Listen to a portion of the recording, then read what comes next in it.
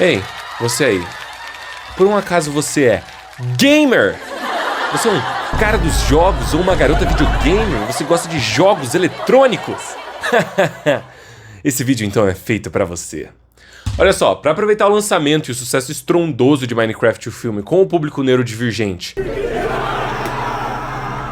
assim como a chegada do filme de Until Dawn e a segunda temporada de The Last of Us, eu achei que esse aqui era um ótimo momento pra gente comentar sobre as adaptações de jogos em filmes. Por isso que a gente vai separar esse vídeo em 3 partes, porque afinal de contas os jogos não são só adaptados no cinema, mas às vezes eles são séries também. No início nós vamos falar sobre os filmes, as adaptações diretas, depois a gente vai passar pelas séries, e por último sobre os filmes que falam de videogame, e não são adaptações. Então se você tá pronto, pega o seu controle de Wii antigo, seu Nintendo Switch 2 que tá chegando aí, ou seu PlayStation, ou quem sabe o Polystation se você não tem muito dinheiro, e vem comigo. Rápido, Minecraft, rápido, Minecraft, rápido. Aqui nessa categoria estão aqueles filmes que são uma adaptação direta do que você viu no videogame, como Super Mario, Minecraft ou Uncharted, por exemplo. E só pra deixar claro uma coisa, eu não tô separando a animação de live action porque é tudo cinema da mesma forma. A animação é só um formato de você contar histórias, mas não é um gênero como ação ou aventura. Outra coisa que eu preciso salientar é que eu não sou contra esse tipo de obra, na verdade eu sou muito a favor em você adaptar videogames pras telonas. Um longa-metragem pode trazer muita experimentação com o videogame. Eu acho que a ideia de você tentar traduzir a gameplay em uma série ou filme é muito desafiadora, mas quando bem feita, pode inclusive até expandir o que você viu no material original. Pega The Last of Us, por exemplo, que além de traduzir muito bem as cenas de ação naquela coisa tensa e devagar, consegue ainda no seu roteiro expandir o universo do jogo, mostrando um pouco mais de como foi a pandemia, assim como a história do Bill e Frank, que no jogo tem uma participação muito pequena. O meu pai, por exemplo, nunca ia ter interesse em Tomb Raider, The Last of Us ou Uncharted. Muito menos Resident Evil, na verdade. Só que da mesma forma que ele não tem interesse em jogar esses jogos, ele pode assistir qualquer um desses filmes e ficar interessado em saber mais. Que na verdade foi o que aconteceu na época que os filmes de Resident Evil estavam saindo, e o mesmo vale pra Uncharted, que ele achou bem bacana. Até minha namorada, que antes de me conhecer só sabia que LoL era jogo de virgem e que Super Mario existia, assistiu a Uncharted e achou o filme legal. Legal o suficiente a ponto dela se interessar um pouco mais na Naughty Dog e nos outros jogos que eles fizeram. Mesmo o filme de Uncharted não sendo muito bom. Além do mais, eu acho que existe um fator legal em você traduzir um videogame para as telonas. Porque embora os jogos não sejam cinema, muitos deles são extremamente cinematográficos. Pega Red Dead Redemption 2, Cyberpunk 2077, Alan Wake, God of War e me diz se isso não parece uma cena de um filme épico. E esses são só alguns exemplos de jogos que praticamente já vêm com um blueprint pronto do que você precisa fazer para acertar no filme. A cinematografia, o visual dos atores, as cenas de ação, você já tem tudo isso, além de uma história e cenários. Então, por que é tão difícil acertar esse tipo de filme? Primeiramente, e acho que mais óbvio, não tem como você fazer uma tradução direta da ação ativa que é você tá ali jogando na gameplay pra ação passiva de você estar com a bunda sentada assistindo as coisas com seus olhos. Nessa perspectiva, se você para pra pensar, videogame é até a forma mais completa e imersiva de arte. Porque você tá efetivamente fazendo o que tá vendo. Você não tá só reagindo. Não, você tá controlando o que tá acontecendo em cena. Outro detalhezinho é que um jogo curto vai ter de 4 a 6 horas. Enquanto um filme longo vai ter no máximo 4 horas. A não ser que a gente esteja falando do Zack Snyder. Agora, quando a gente fala de um jogo longo, a gente tá falando de 60, 70, 80 horas de material de história. E pra você compactar tudo isso num filme de 2 horinhas, é muito difícil. Assim como Hollywood compacta livros longos em 2 filmes, ou até faz versões estendidas, o mesmo devia se aplicar para videogames. Ou você consegue imaginar um filme de 1h40 de Red Dead Redemption 2. Isso que a gente nem começou a falar sobre os jogos sandbox, como Fortnite ou Minecraft, onde você não tem uma história exatamente para acompanhar ali. A diversão e o entretenimento não tá nos arcos complexos e no desenvolvimento dos personagens. Como que você adapta uma coisa dessas? Geralmente, os bambamãs de Hollywood pensam que colocar um monte de referência é suficiente. Só que tem um grande detalhe. Referências não criam boas histórias ou bons filmes. Na maior parte do tempo. Mas então por que, se é tão difícil, Hollywood continua insistindo em tentar acertar os filmes de videogame? Claramente, muito amor à arte.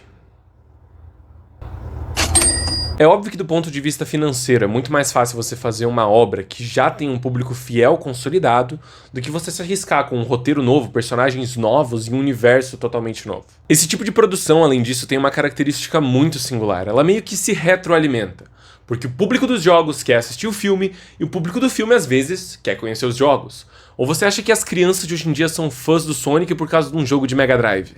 Agora mesmo no auge do lançamento do filme Minecraft, se você abre a PlayStation Store, o primeiro jogo que vai estar aparecendo lá depois de muitos anos sem ficar na capa é Minecraft. Na época do lançamento de Fallout, o jogo voltou a aparecer no topo das vendas da Steam, e isso não é coincidência. Dito tudo isso, eu acho que os filmes baseados em jogos tendem a agradar mais ao público infanto-juvenil, seja pelo senso crítico menos apurado dessa galera, ou pela facilidade de você colocar muita cor, música e referência nesses filmes. Pega aí os maiores sucessos de longas baseados em games, que você vai perceber que eles têm algo em comum. Geralmente apelam para crianças. Você tem a trilogia Sonic, Detetive Pikachu, Super Mario Bros., que embora não desagradem de todo o público adulto, definitivamente tem mais sucesso com a criançada. Agora, quando a gente vai para obras um pouco mais adultas, como Warcraft, Tomb Raider, Assassin's Creed, parece que a coisa polariza muito mais, já que os personagens têm uma complexidade de forma geral muito maior, além de histórias que precisam de um pouco mais de apreço para ser contadas. Mudando um pouco de tom, existe um outro tipo de produção que faz bastante sucesso com um público mais 18. E eu tô falando das... Rap do Minecraft, rap do Minecraft, rap. Eu quero falar da minha mãe. A minha mãe é uma pessoa que acha videogame uma perda total de tempo, mas ao mesmo tempo ela simplesmente adorou a série do Fallout. A gente volta e meia faz piadas sobre os necróticos ou sobre o universo louco que a série se passa. E tá todo mundo aqui em casa esperando ansiosamente pra segunda temporada. Inclusive a minha irmã, que nunca jogou Fallout, e o meu pai também. Até eu que tentei entrar no universo de Fallout no quarto jogo, não gostei muito da minha primeira experiência. Mas o tanto que eu me apaixonei pela trilha sonora, pela estética sessentista e até pela história da série, assim como todo o universo dos Vaults, foi tudo por causa da série. Inclusive eu dei uma segunda chance pro jogo, e eu também não gostei, depois de assistir a série. Então ainda nessa perspectiva, se isso tudo não te convenceu de que as adaptações de jogos têm sim um espaço no nosso consumo midiático, eu tenho mais alguns exemplos pra te dar. The Last of Us encantou bastante gente que nunca teve contato com o jogo, assim como Arcane fez LoL parecer legal. Embora elas tomem as suas liberdades criativas, não há vergonha em ser uma adaptação de videogame. É claro que tem coisas que vão desagradar os fãs, como a própria escalação da Bella Ramsey, que até hoje não foi superada por pessoas como eu. Desculpa, eu não consegui, ela não parece nada com a Ellie. É certo que, de forma geral, elas respeitam e demais o material base. Diferentemente de Halo ou Resident Evil da Netflix.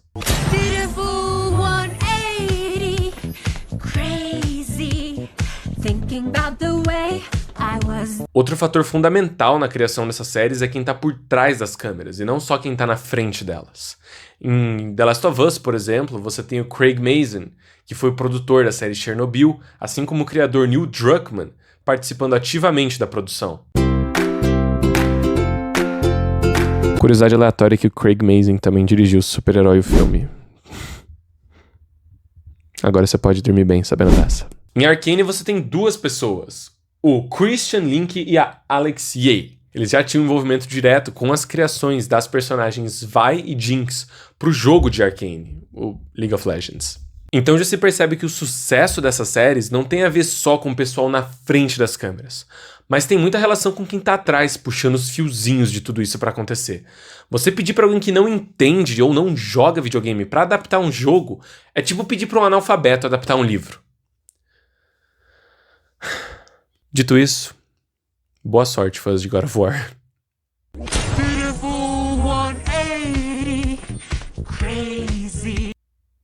A gente tá fudido.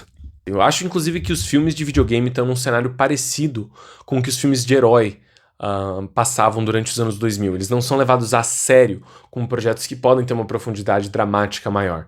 Acho que hoje em dia, principalmente por causa de The Last of Us, a gente tá tendo um pouco de mudança desse pensamento de que filme de jogo tem que ser só filme pra criança. E aí no espaço das séries, parece que os atores estão conseguindo ganhar um pouquinho mais de prestígio do que antigamente. Me parece que colocar atores fortes junto com produtores que entendem nem que seja um pouco de videogame e uma duração que comporte um jogo completo seja o mais próximo que a gente vai chegar de uma fórmula do sucesso para as adaptações de jogos. Outra coisa indiscutível é o tempo dessas produções. Se você tentar apressar a coisa, provavelmente vai dar errado e vai vir à tona outro The Witcher. A gente sabe que produções que ficam paradas por muito tempo geram bastante prejuízo para os estúdios. Mas se a gente analisa esse caso em específico do The Witcher, onde não houve um bom balanço entre financeiro, tempo entre temporadas, criativos e atores, a coisa fica bem bagunçada. Porque aí deixa-se desrespeitar o material fonte a fim de soluções baratas, a fim de histórias incompletas e atores insatisfeitos. Rap do Minecraft, rap do Minecraft, rap. Eu já digo que essa última categoria aqui é meio roubada, porque geralmente quando o pessoal fala sobre filmes de videogame, eles focam muito nas adaptações e o quão horríveis elas são. Mas existem ótimos filmes sobre videogame, tipo Detona Ralph ou Jogador Número 1.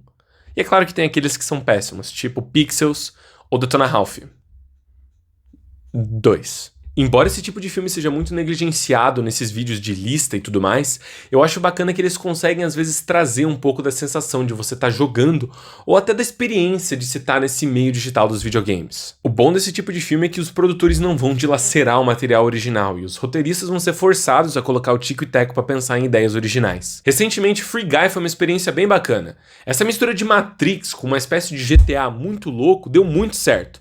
Afinal de contas, as boas cenas de ação, junto com piadas que só quem joga entende, assim como a decisão de colocar o que, na minha opinião, é a personificação da EA Games como vilã, foi simplesmente genial. Detona Ralph é outro exemplo que lá em 2012, além de prestar muitas homenagens bacanas para a cultura dos arcades dos anos 80 e 90, me cativou muito, fazendo com que eu até quisesse jogar o Corrida Doce e o próprio jogo do Ralph. Isso porque os produtores tiveram tanta atenção aos detalhes e cuidado ao criar aquela história, além do tempo necessário para desenvolver uma boa narrativa, que era praticamente impossível o filme não encantar qualquer jogador. É só uma pena que no segundo filme jogaram tudo isso no lixo e de quebra todo o desenvolvimento dos personagens para focar em memes e na internet. Outro caso é o de Jogador Número 1, dirigido pelo Titio Spielberg. E algo muito curioso desse filme aqui, embora ele seja baseado em um livro, é que toda a construção de universo dele se baseia dentro do Oasis, que é uma realidade virtual que os personagens entram pra jogar. É curioso como esse filme veio até a prever o livro, se você quiser colocar dessa forma, o que os jogos se tornariam hoje em dia, já que Fortnite tem uma estrutura muito semelhante ao que essa realidade era lá no filme, onde você tem vários mundos e personagens e possibilidades. E embora o filme homenageie muito a cultura dos anos 80 com referências, músicas, easter eggs e trilha sonora, as boas cenas de ação, somadas a uma história que é relativamente cativante, resultam no final, o que é uma ótima produção sobre videogames. Os novos filmes de Jumanji também fizeram bastante sucesso com o público casual. Embora eu não seja o maior fã dessas sequências e goste bem mais do original, é bem legal de ver essa intersecção entre jogos e filmes para um outro tipo de público, que não vai aproveitar tão bem um Free Guy ou um Jogador Número 1, quanto aquelas pessoas que jogam, é claro. Tá chegando um novo Tron em mais uma tentativa da Disney transformar essa franquia em alguma coisa, além de mais um Jumanji, Five Nights at Freddy's 2, Mortal Kombat 2 e até um filme de The Sims produzido pela Margot Robbie. Se essas produções vão dar certo ou não, a gente tem que esperar com o tempo.